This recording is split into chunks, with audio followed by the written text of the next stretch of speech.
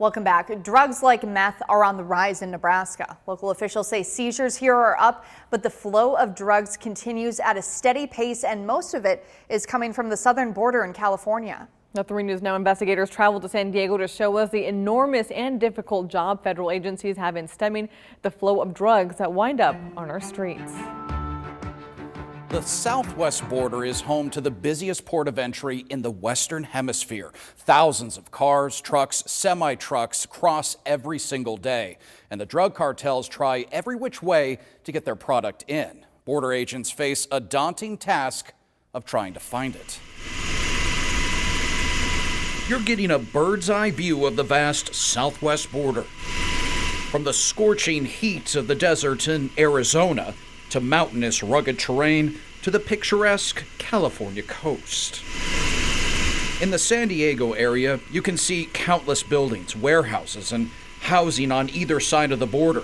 The U.S. Border Patrol says it's perfect cover for smuggling drugs. The cartels it seems like they have an endless supply of money, and they have nothing but time, and they come up with some really innovative ways to smuggle their product into the country.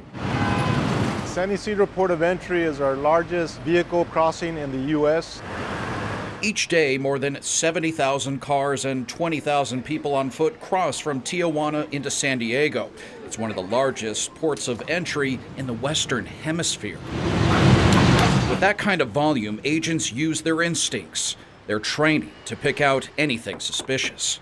Well, first of all, their itinerary. What are they doing in Mexico, where they're going, those kind of questions. And that kind of prompts their behavior. Sometimes there are nervous signs.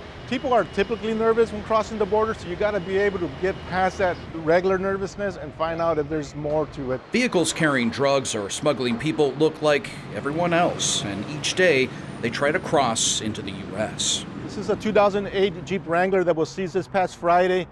This Wrangler was containing 13 pounds of methamphetamine. Drugs can be stashed anywhere, inside the dash, in the seats, the engine, the tires. As we go back, we're looking at the rear panels, we're looking at the tires as well. And then in this case, this compartment and this concealment was in the rear quarter panels with access through the rear lights. So this rear light, our officers had to look for signs, of tampering, removed it, and then we saw the packages. Even with people, they can be found hidden in all sorts of compartments. Today, we see a car brought in for inspection.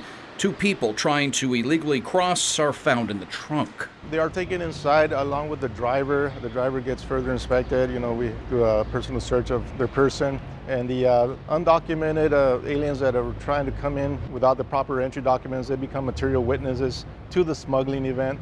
So we hold them, we interview them. This entry is just part of it. Mexico is the second largest exporter to the United States behind China. Hundreds of billions of dollars every year. A lot of goods come through a port like this. We average approximately 3,500 to 3,600 trucks a day. We do take down a lot of narcotic seizures, mostly marijuana here. And when we do get one, it is a huge load. For the most part, they use a truck and trailer, so they're able to get in thousands of pounds at a time. A daunting task, 3,600 tractor trailers. Agents can't inspect them all. We have to utilize our targeting skills in advance. We require all the importers to file their entries 1 hour in advance. Gives us an opportunity to review the paperwork, review the commodities, see if there's any uncommon anomalies there. Fiscal year 2020 saw a growth in seizures according to the Border Patrol. 68,000 pounds of meth in 2019. This year, 141,000 pounds. 76, 77. Marijuana still a big exporter, 313,000 pounds this year. Over 3,000 pounds of fentanyl. It's an ongoing struggle, one these agents try to combat every day. The battle is never ending. As long as there's a demand, there's a supply. We have such a bad drug problem in this country that we're keeping the cartels and other drug trafficking organizations in business.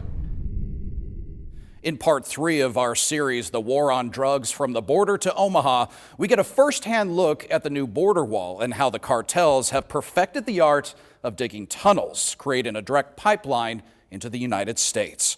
I'm Jeff Van Sant, 3 News Now.